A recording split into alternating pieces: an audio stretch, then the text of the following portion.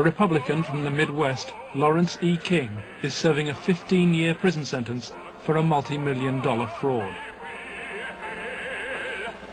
But financial crime is only half the story. This is the true story of Lawrence King. It is the story of an evil at the heart of America, of a cover-up at the highest level.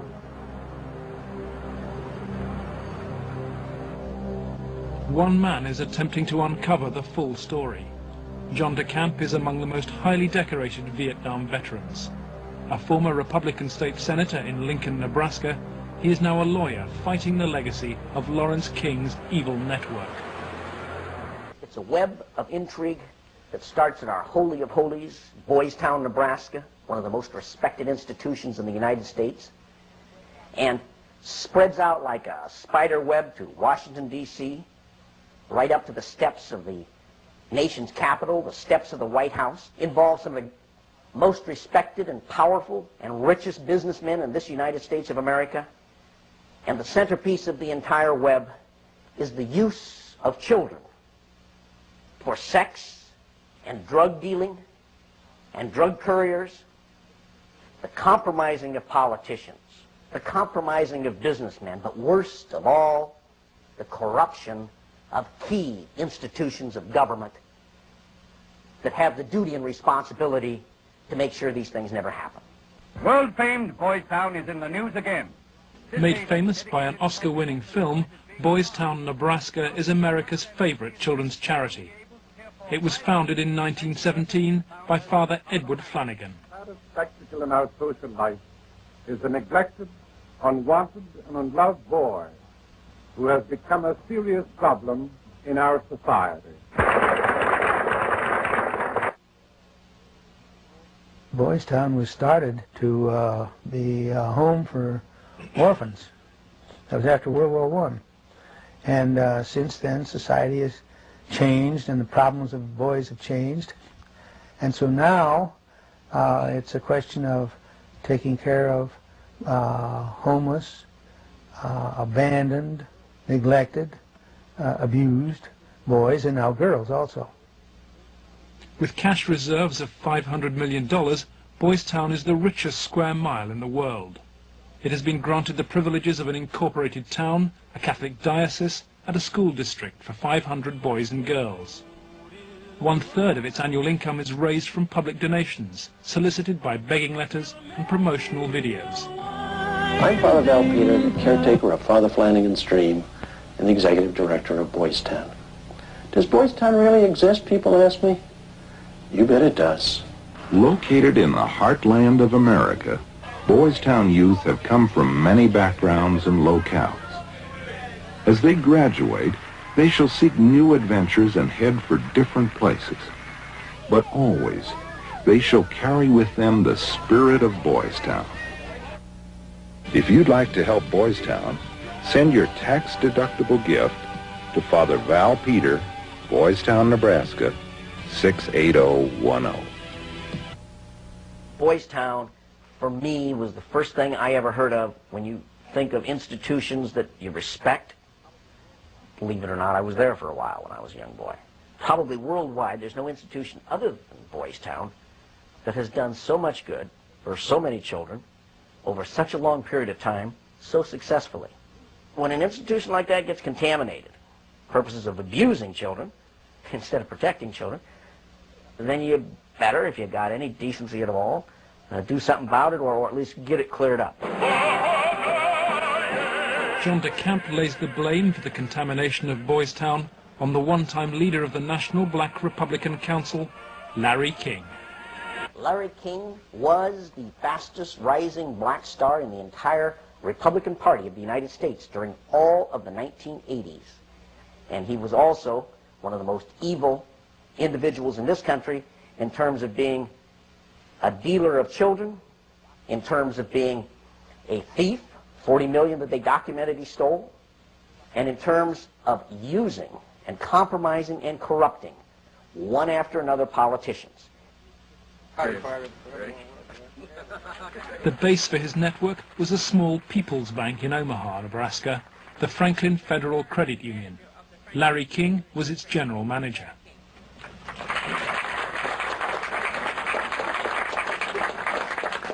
Thank you. This is especially an exciting day for me. Mr. King was a very charismatic person. When he came to the credit union, he was brought in because the credit union was actually failing. He did everything to build the credit union.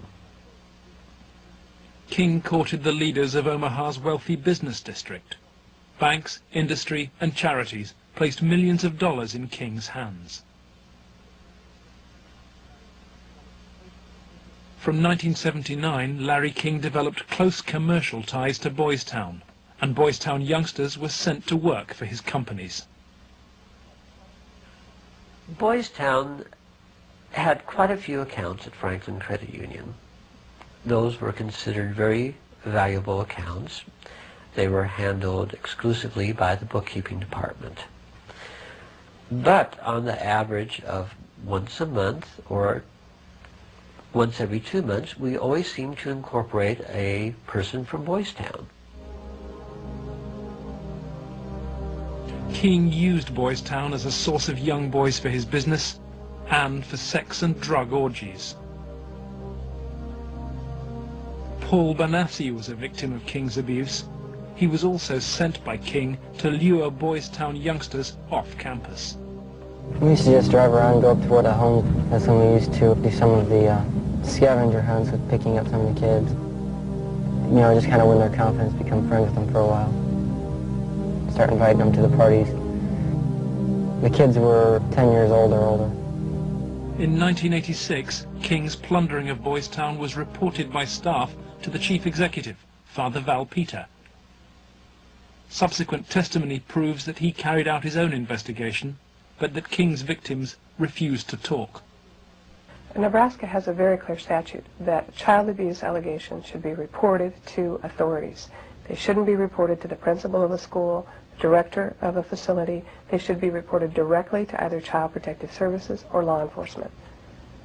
An internal investigation at Boys Town would have no status. I mean, in other words, that evidence collected may be something that could augment, but it certainly could not take the place of an investigation, a criminal investigation. Could you understand why a very detailed report from a social worker employed at Boys Town, identifying children and identifying their alleged abusers, never saw the light of day? Nothing happened with that.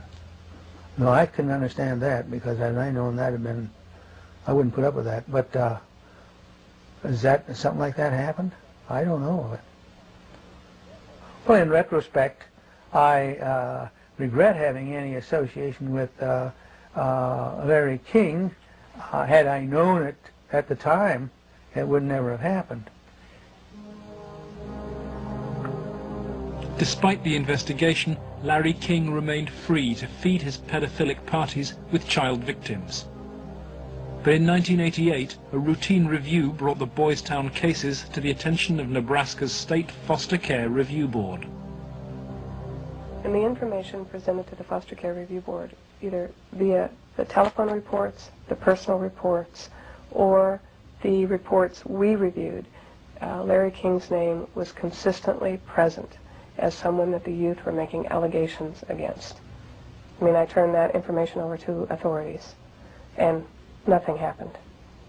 I would say we handed over at least a foot-high amount of material.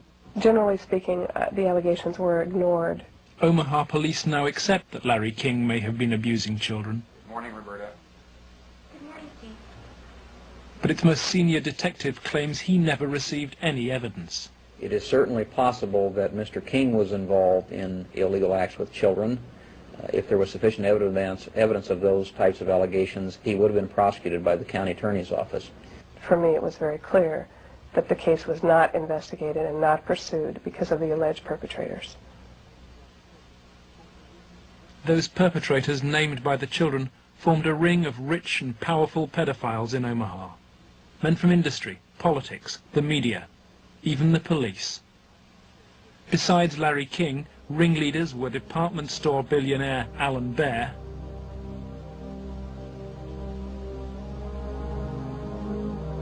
and the celebrity columnist of the Omaha World Herald newspaper, Peter Citron. With the judicial system apparently paralyzed, Larry King's political and business empire grew.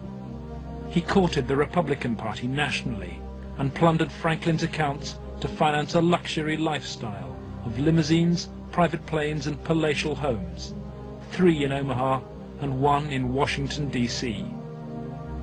Franklin's records show he spent $10 million on jewelry, flowers and private planes.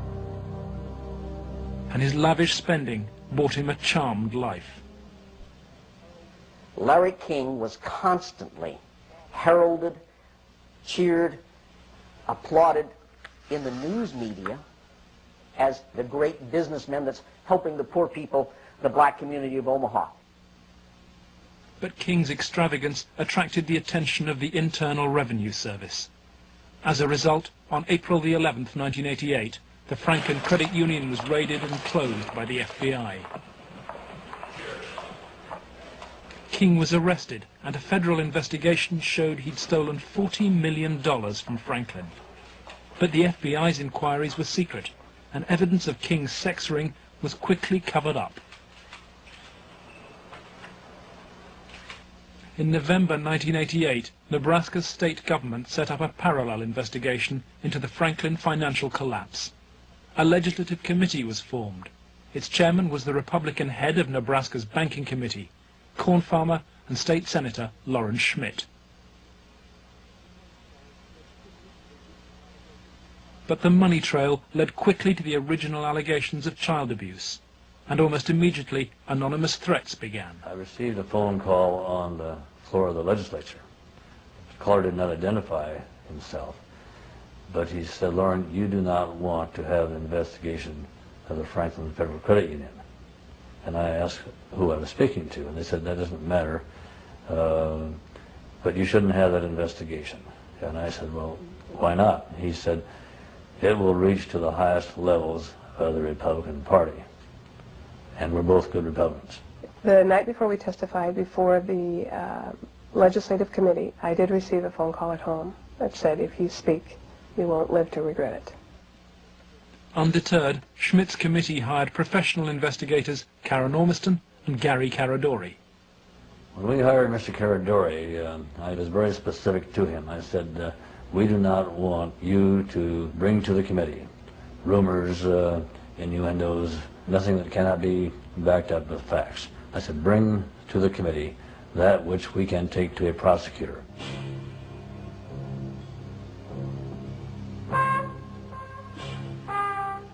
On the streets of Omaha, Gary Caradori and Karen Ormiston found new victims of King's paedophile network.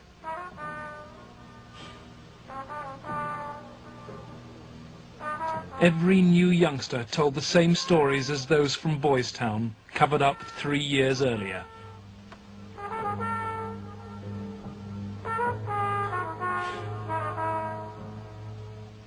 They were telling us about prominent people in Omaha and elsewhere that were abusing children at parties. The prominent citizens' names that originally came up were of concern to me because I knew many of those individuals, and I very frankly was shocked to have those names show up on the list.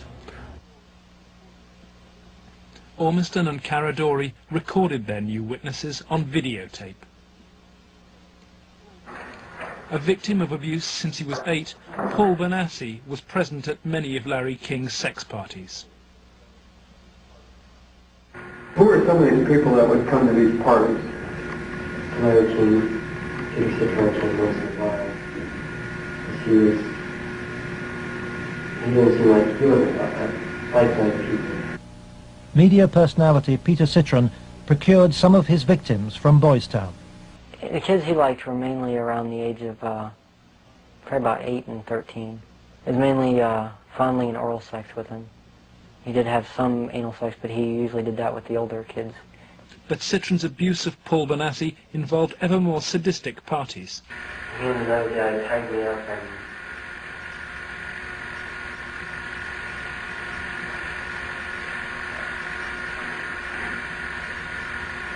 You okay? the time the infant had some other kids perform sex on me, they were feeding me and they burned me some cigarettes. Okay. Just take a deep breath now. Whenever you were tied up, was there anybody else present other than you, Peter Citron, and Danny King? Yes. Who was that? It was Alan Bear sometimes, Larry King, Bob Marino, and also Troy Bonner. Troy Bonner would tie you up? I was there. Troy Bonner was 17 when he was introduced to the paedophile parties by Alan Bear. He lifted me up, kind of moved me over the bed, said let's get on the bed, and put his head down, started performing oral sex on me while his penis was at my end. As they say, a 69 position. Yeah.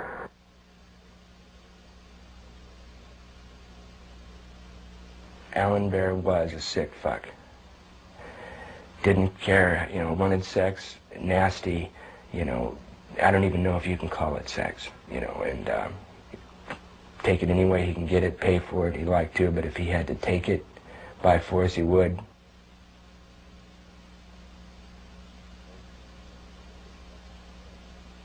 Larry King was the same kind of sick fuck Alan Bear was, except Larry King was more violent, more sure of himself, I mean, I would, see him fuck a 10-year-old boy in the ass, until he bled, and, just pull out and stop, and, push him down, and then go out and,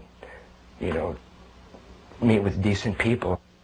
King would also provide underage girls for abuse. Alicia Owen was 15 when she attended her first party. I met some guys there that were from Boys Town, and it was at that party that I met Larry King. At the time that I met Larry King, I did not know that he was Larry King. I had met him. That was the first time I'd ever met him. Alan Bear and Larry King frequently hosted the child sex parties in penthouse apartments at the Twin Towers luxury block. A lot of it was me handcuffed with my hands behind my head and my feet tied, and doing different things. What do you mean? Sometimes there'd be a guy straddling over my face. Okay. Most of the time, Larry King took pictures quite a bit during that time. I know it's difficult. I don't know. Okay. And I think I could have said no. Okay. But I don't know. Okay. And Alicia, you're a victim. And at the young age, let's go off camera for a minute. We were appalled. It was incredible. It's incredible what these kids went through, I think. I was shocked when I walked in. There was a kid, I would say about 15 years old, out in the middle of the room. One guy was standing in front of him. He was bent over, and the other guy was like reaching under him, playing with his nipples, while a guy whom Jeff told me was a police officer shoving beads up his rectum. The police officer was shoving beads up his rectum? Yes. Everything, I mean, from just, touching to, fruit, squash, huge squash, that big around, stuck into your ass, heat things, hot things, poked at you and stuck in you, I got those scars on my arm one night at a party where Larry King was, and he had brought somebody, I don't clearly remember who it was, you know, wanted to see how strong a men we were or something, you know, and have us push our arms together. And you push your arms together. King has these same scars. And you push them tight together, and then you light cigarettes, and as soon as you get burning, you just drop them down between your arms and, you know, let it burn. You know, and they made us stand there naked and touch each other by holding our arms together and burn cigarettes. You know, it's on film someplace. I mean, they filmed it, burning, you know. And those of us that didn't like to be involved and didn't want to be involved were threatened. Oh, so and who would do these threatening remarks? Larry King. Do you think Larry King personally did? I think he did. And when they threatened, you know, that I can go find somebody that will kill you, and it will kill your family, he didn't tell anybody. Larry King was also here. He came in and we drank and did cocaine. I didn't do much. He turned me on to it, Larry King did. He didn't like me because, you know, I would get high on drugs, you know, and I would question him about, you know, how can you do that? I mean, once I asked him, you know, he wanted me to shit on him, urinate on him, you know, and I did, but gladly, you know, I mean, you know, I even said to him, you know, you stupid fucker, you know, I mean, I just sit in here paying me money, how can you get into that, you know, and I got, you know, beat up by it. I came home here a lot of times beat to shit from, you know, misspeaking my tongue, so to speak, and, you know, just telling them how I felt sometimes. Drugs was a strong part of how they got control of some of the kids, because that's what some of the kids were there to get. They would do the sexual acts and then be provided with cocaine or whatever type of drug they wanted. Heroin, you know, I don't know, but that was my drug of choice, you know. Till this day I remain an addict, you know. Larry King was, I would say, the center of transporting the children around the country. The airplanes were usually in his name, at least in his name. They were paid for by Larry King. We met them in Pasadena. Met who in Pasadena? We met, Larry King was there. There was 3 boys that I had seen at one of the receptions at the French Cafe were there. And I'm almost positive they were Boys Town boys. Almost positive. They were there. You mean graduates of Boys Town or present? I think they were present because they were young. Well, how would they get away for a long period of time? I have no idea. Okay.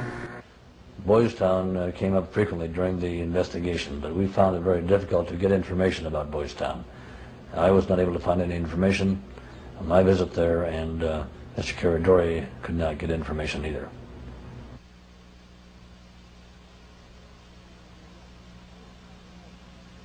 "4 years on, Boys Town remains unwilling to discuss its involvement with Larry King.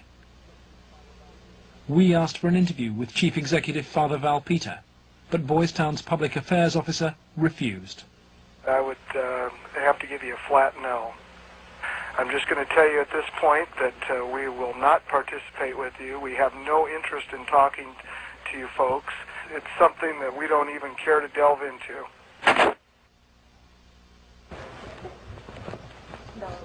Hi.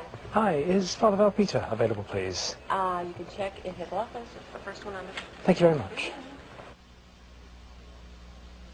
We're here because we have to give Father Val Peter and Boys Town every opportunity to talk to us about the very serious allegations. Turn the recorder off. Please step outside. Why is it that Boys Town is unwilling to discuss your relationship with Larry King? We don't have a relationship with Larry. I'm afraid papers that we possess show that Boys Town had a relationship with Larry King. I just suggest you be very careful about what you report. Excuse me. Unless you leave. By the spring of 1989, so serious were the child abuse allegations before the Franklin Committee that its chairman, Lawrence Schmidt, sought the advice of his lawyer, John DeCamp. He told Schmidt to turn over all the evidence to the FBI. Immediately, the videotape testimony was leaked to a hostile media. The media immediately started discrediting the witnesses. They were,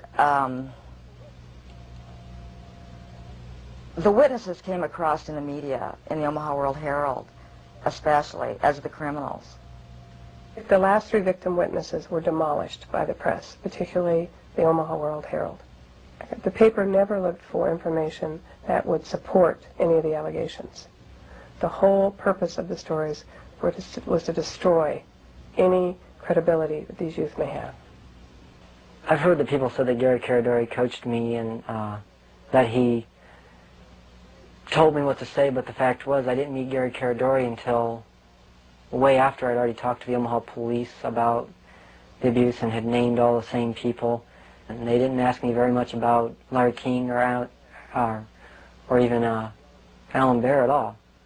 They treated the allegations that I made about the people who abused me almost like a joke. The information did not come our way. It was given, as I said, to the FBI and Nebraska State Patrol. They conducted their own investigations of the information. The stories were of such significance that the investigators first wanted to prove the accuracy of the stories. As they set about the investigation of the 3, initially 3, and then a 4th person who were telling the stories, as the investigation developed, it became obvious to the investigators that the information was not accurate, that in fact it was an entire conspiracy of allegations, none of which had any truth to them. I was very disappointed with the way the FBI and law enforcement treated the victims. They, in fact, turned them into the offenders, so to speak. And instead of taking the evidence that was delivered to them by the victims and interrogating the persons whom the victims identified, they seemed to bear down and try to get the victims to change their story. Troy Bonner was brought in for questioning by the FBI. The FBI's attitude was, just no, that these kind of things don't happen. From the first interview, when I went, and realized they don't believe a fucking thing I'm saying, they were just appalled. But I realized what that look in their eye was back then. It was fear. It was fear of every, I had witnessed, firsthand things that would, destroy this city. People, a position, what I mean? It's not going to be believed, they said. It will not be believed. You will be found guilty of perjury, and they weren't telling me maybe. They were saying, there's no way. You go on with this story, you're going to jail. That was said to me direct. Just out of fear, I came to recant the story out of fear. Troy Bonner agreed to recant his videotape testimony and state instead that his evidence had been invented. Next, the FBI used Troy in an attempt to trap Alicia Owen into recanting her evidence about Larry King's ring of powerful pedophiles. The phone call, recorded by the FBI on March the 9th, 1990, proves conclusive evidence for John DeCamp.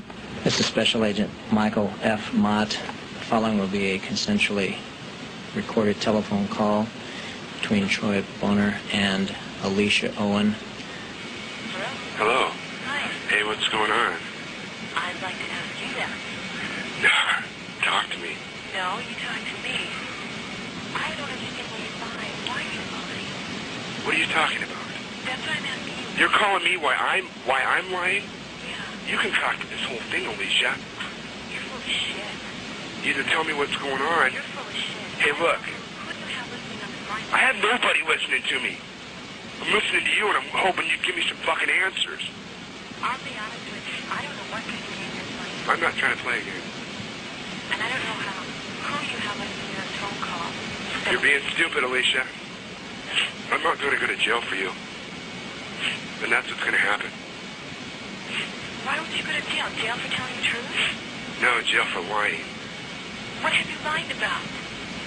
I haven't lied. Okay, but why are... Listen, shut up. Listen to me. You're not out here being talked to them every day. The pressure's kind of hard. You literally have to have bricks for brains to take on the FBI in this country. And that's exactly what you'd have to do this properly. They now, in my opinion, in my investigation, are the architects of the cover-up. We asked the FBI for an interview about its investigation of the Franklin scandal. Larry Holmquist with the FBI here. We feel it would be inappropriate for us to comment. We've worked this with the Omaha Police Department, and we just don't feel it would be appropriate for us to make comments.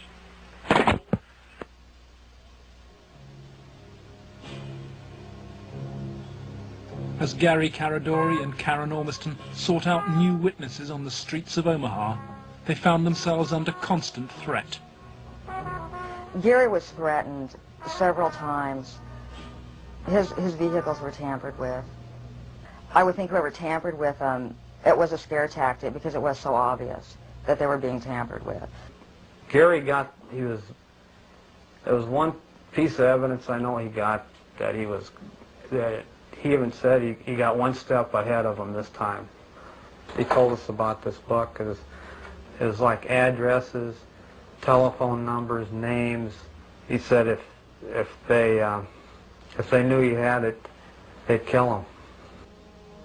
On July the 11th, 1990, Gary Caradori and his 8-year-old son, AJ, were flying home from Chicago. They had watched the All-Stars baseball game, and Caradori had been pursuing new leads. Investigators from the National Transportation Safety Board are in Harold Cameron's cornfield trying to determine what caused this private plane to crash, killing its 2 occupants.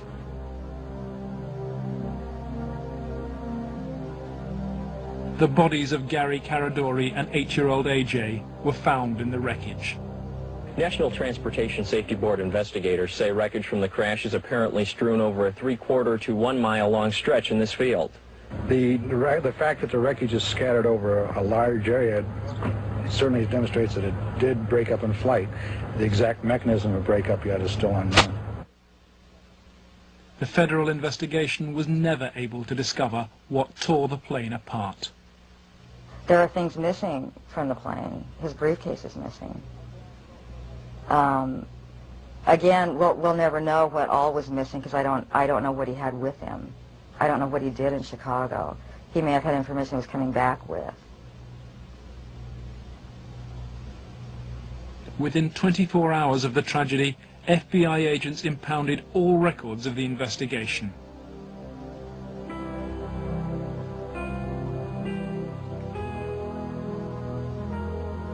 Gary's widow Sandy is still unable to come to terms with her loss. As a mother, I don't want to ever think that somebody murdered my child, let alone my husband. But I think if you'd ever talk to any parent, be it mother or father, who's ever lost a child, I mean, the worst thing that you can think of is that somebody would want to murder a child. I really feel that somebody killed my brother. And inside me, I know that somebody killed my brother. If somebody could help us out somewhere, somebody knows something. And may God help those who did that to him and his family.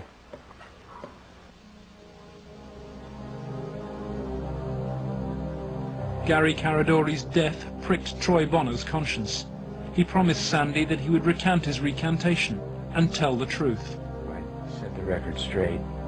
I was, going to do it.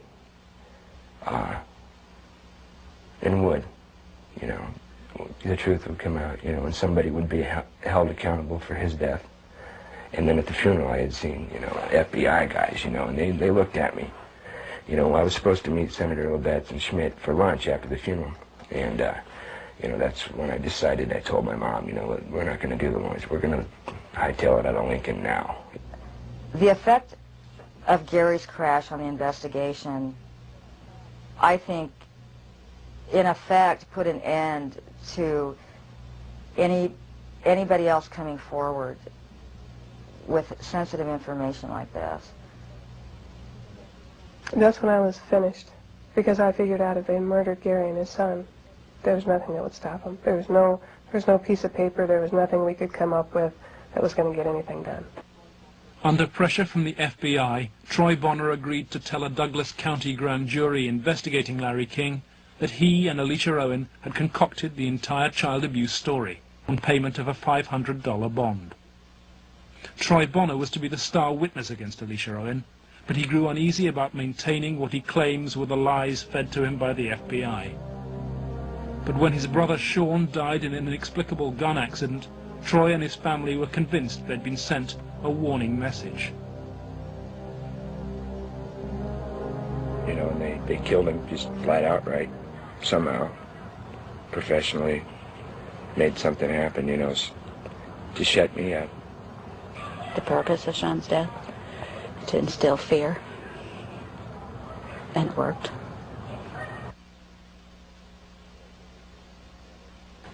Do I feel guilty about my brother? Yes, I do. That's where all this is coming from. This is where the energy is coming from, that I'm getting to do this. It's for him, because I mean, it should have been me there instead of him. Really. I mean, I'm not trying to make anybody feel bad, but I mean, he was brilliant and you know, innocent. You know, it should have been me. I mean, he had so much to give. I've taken so much. You know, it should have been the other way around. I can explain to you what it feels like to lose a child. But when you see the pain your kids have because of that, it's much worse. I can't do anything for them. I can't take that pain away for them.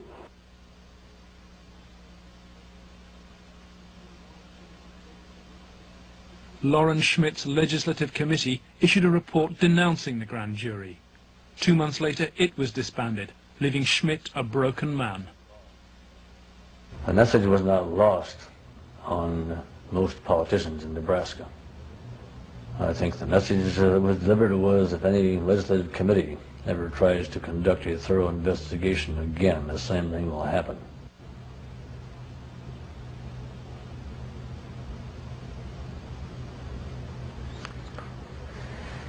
It has shaken my faith in the institutions of government. I used to be a firm believer that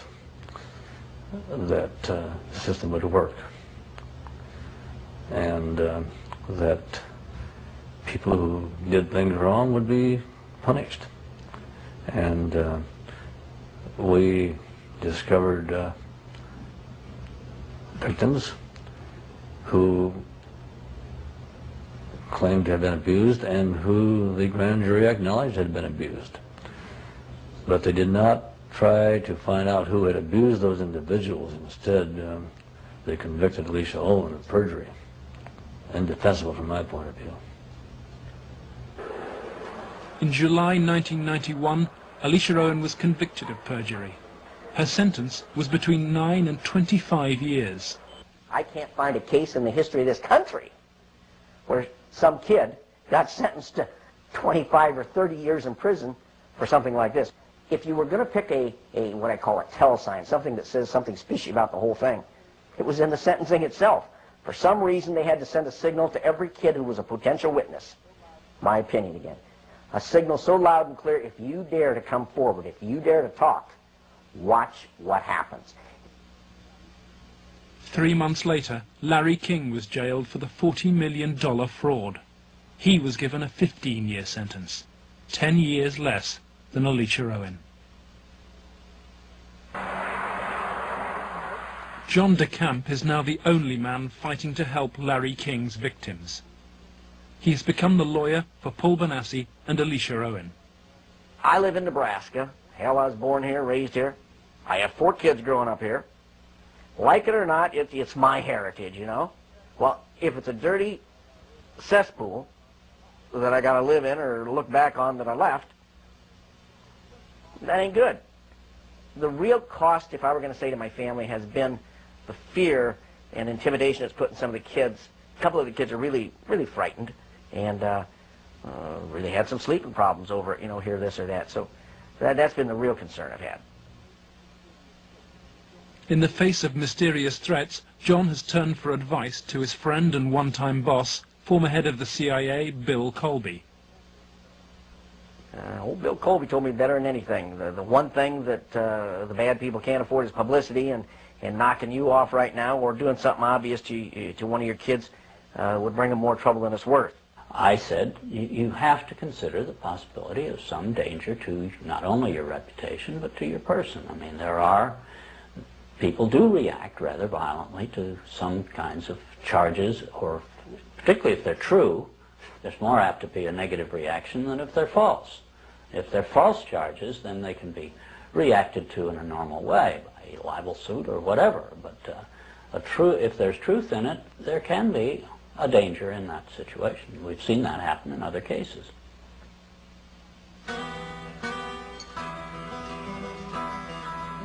John DeCamp has arranged to meet Troy Bonner, the young man he sees as the key to the cover-up.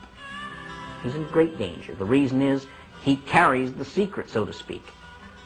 He served his purpose for the FBI and others by committing the lies that put the seal on the cover-up. His greatest safety probably lies in doing exactly what he knows he should do, that is exposing the whole thing, taking one final last chance and telling the truth. My fears are that, I'm not going to be believed again. It's just, going to be a whole other kind of exploitation like it was last time. And afraid that that's going to happen, or, I might end up dead, or a loved one might end up dead again.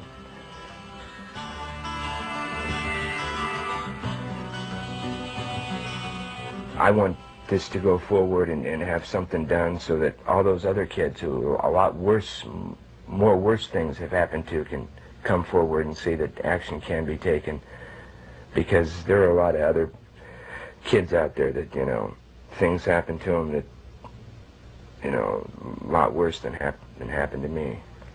You have to, if you want to protect yourself and your life and your family's life, both now and particularly in the future, is to use the institutions of government that have been set up to protect you and make them work. That means you go into federal court, you go after the people that have done this cover-up, and you expose it so there's no longer any percentage on their part in eliminating you because the secret's out. That's why we're here today, to let it out. I have no doubt that he's now telling the truth, number one, and number two, that he originally told the truth. Potentially, they could decide to charge him with perjury, because now he is telling that they forced me to lie. I did lie at Alicia's trial. I did lie before the grand jury. I did it because the authorities were forcing me to do it, and I was scared for my family. My brother had been killed when I tried to back out the one time. Potentially, they could charge him with perjury this time. Alicia Owen is out of prison and on bail, while DeCamp appeals against her perjury conviction. As he prepares for a court hearing, new evidence of the cover-up emerges, and once again it involves Troy Bonner's evidence. The tapes that were shown to the grand jury had been edited. Everything that matched Troy's statement Was shown. that matched mine 'Cause I know it's was raised. edited out. And I think maybe one of the things we want to do is show the judge specifically where these, little 5-minute segments of, look, this tape says this, and then show him it isn't in this tape, and this is the tape the grand jury saw. I'm going to attempt to get these tapes, and we'll see what happens next. But to obtain the evidence, DeCamp must approach some of the very officials he believes were involved in the cover-up, the county attorney's office which ran the grand jury.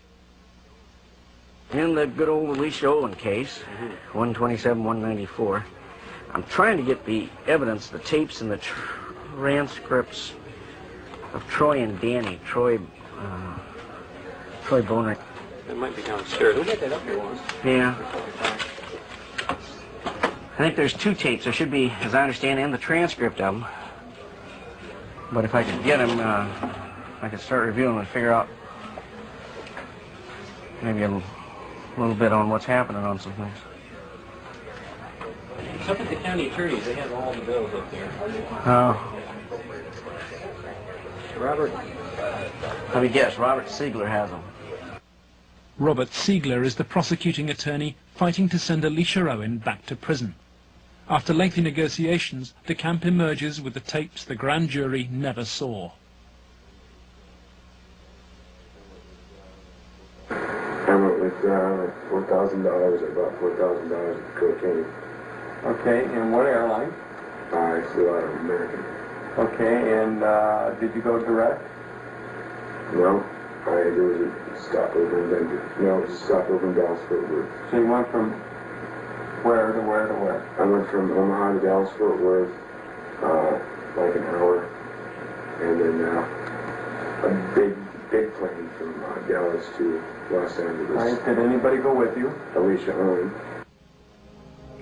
If this indeed were left out of the grand jury proceedings, then I am totally shocked and angry beyond words. Here it is, so to speak, the smoking gun that they could go out and verify, the corroboration. In other words, the linkage to King that was denied. Cover-up. Organized, planned, deliberate cover-up. The courthouse, Wahoo, Nebraska. The hearings begin.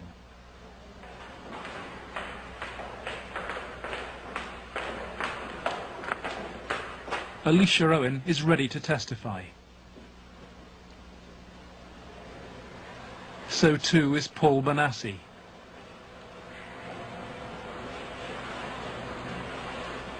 But there is no sign of Troy Bonner.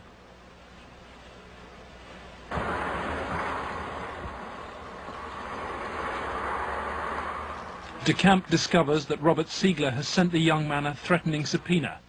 Fearing arrest for perjury, Troy has gone into hiding.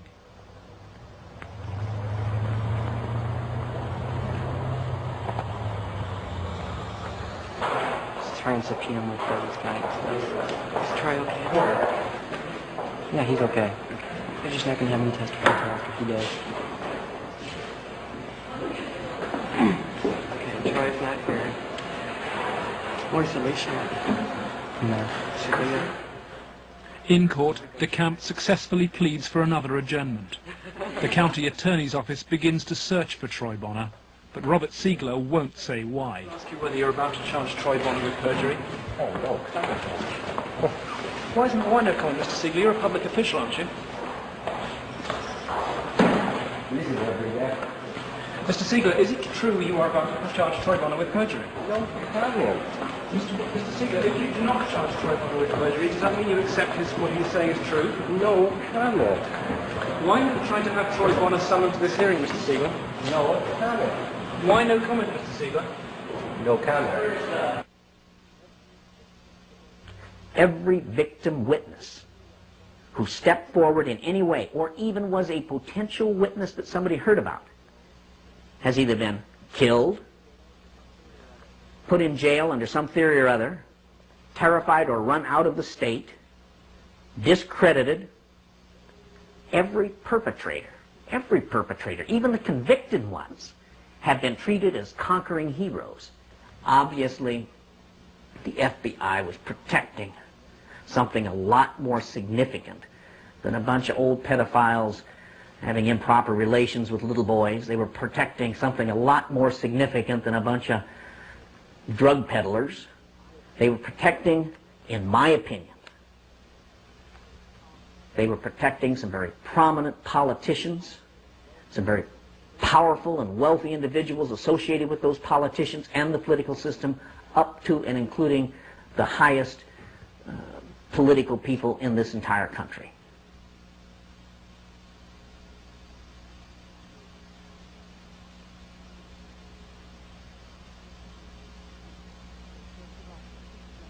In search of answers, John DeCamp goes to Washington to investigate Larry King's powerful connections in the nation's capital.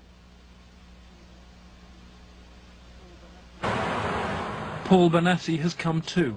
Larry King threw child sex parties at his $5,000 a month Washington house. Paul Bonassi was one of the victims.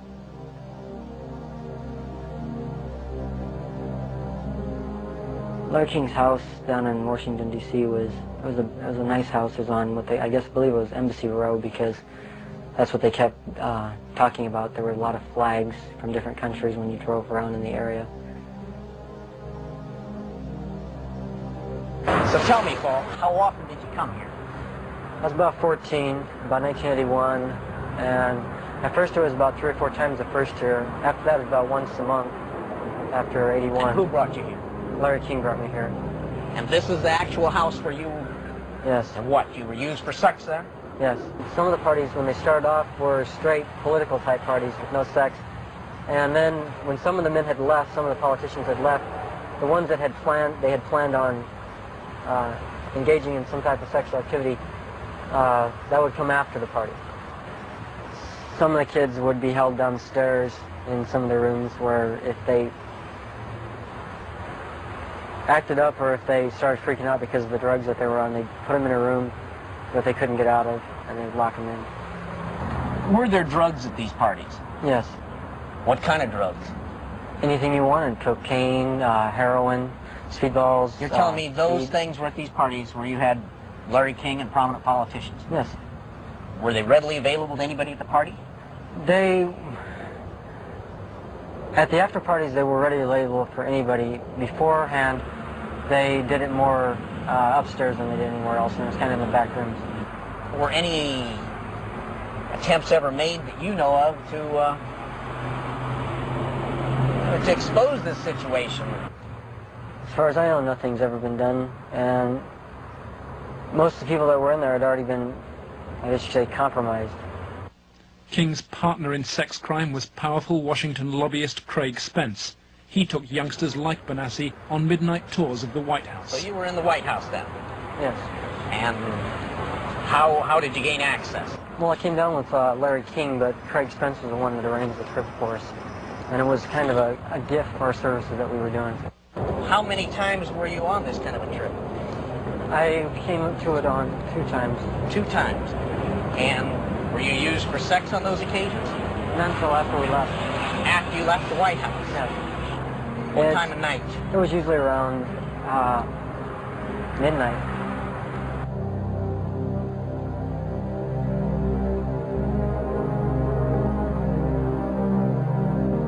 For me, it was just kind of weird being in the White House at that time of the night, and getting to go into places that the guy was telling us that nobody gets to go to. I mean, I seen rooms in there that I'd never even heard about. Craig Spence and Larry King had a couple of groups. One was called Bodies by God, and they had the Cowboys, and there was another group that was started by Larry King, which was called the Golden Boys, which was kids that were usually under the age of approximately 10. On the trail of Craig Spence, DeCamp finds the investigative reporter who exposed Spence's callboy network, Paul Rodriguez of the Washington Times. We had uncovered a series of allegations from some minors, and it led me to a callboy operation here in Washington. That sure fits with, this boy Paul Benassi. And he tells a tale of being brought to the White House on occasion, kind of as a reward for the kid. Craig Spence is dead. He committed suicide. He had advanced stages of AIDS. He was an AIDS carrier, and he killed himself. This was the thing that always bothered me. They claimed it was the largest male prostitution ring in the city that they've ever had uncovered. It was $1 million a year minimum. Yeah. And yet they only prosecuted the operator, Henry Vinson, and 3 of his lieutenants, as it were. Mm-hmm. They never went after any of the Johns or the clients. This operation, which was, again, quite large, claimed to have clients that ran from the White House to the Capitol Hill to the State House to the churches, within the media. And that's precisely what Paul describes as the people he was with. And a lot of the stuff led there, but we couldn't quite nail it at all cases because, again, to accuse someone of high stature, you've got to be very careful. I understand. We were able to do it through the mother lode, which provided us credit card receipts and canceled checks, and then lists of the clients. The prosecutors knew all this stuff. There was approximately 20,000 pieces of 20,000 documents that they had. They sealed the entire record when they found out I was accessing it.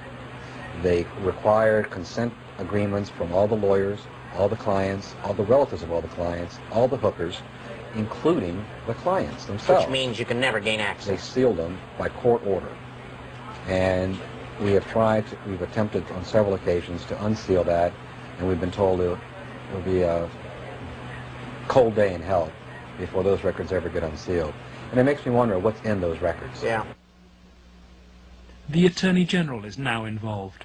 Bill Colby has passed DeCamp's evidence to a senior lawyer in the Justice Department. He did say that the Attorney General's office would be very sensitive to any charges of abuse of children, that this was a matter of considerable priority to the department, that this sort of thing not take place, and that they would assign an officer to look into the case. For John DeCamp, the story of Larry King's corrupt empire holds a dire warning for America. If you can control about 3 or 4 key elements, you can totally own a state. You can make right wrong. You can make truth falsehood, falsehood truth. If you control the media, if you control the Justice Department, if you control the police, you own the system. It's beyond belief that arguably the most powerful person in the world, the President of the United States, in the form of Richard Nixon, could not prevent the investigation of Watergate, or that President Reagan could not prevent the investigation of Iran-Contra, and yet somehow this group of unnamed, unknown, anonymous individuals in Omaha, Nebraska have such power they can control and protect all of these people from being investigated. Those allegations are ridiculous. Well, first of all, Nixon did cover up Watergate. Number one. Bush did cover up Iran-Contra, at least officially. And Omaha has successfully covered up this situation. In each case, it was the press that exposed the problem. It wasn't institutions of government. They had been corrupted. They had been compromised. They were the ones doing the cover-up.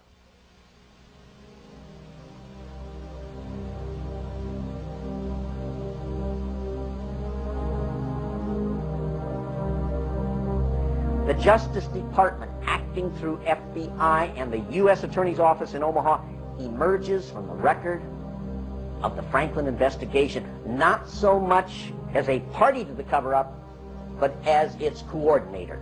Rigging grand juries, harassment of witnesses, incitement to perjury, and tampering with evidence, federal personnel were seen to apply all those techniques in the Franklin case.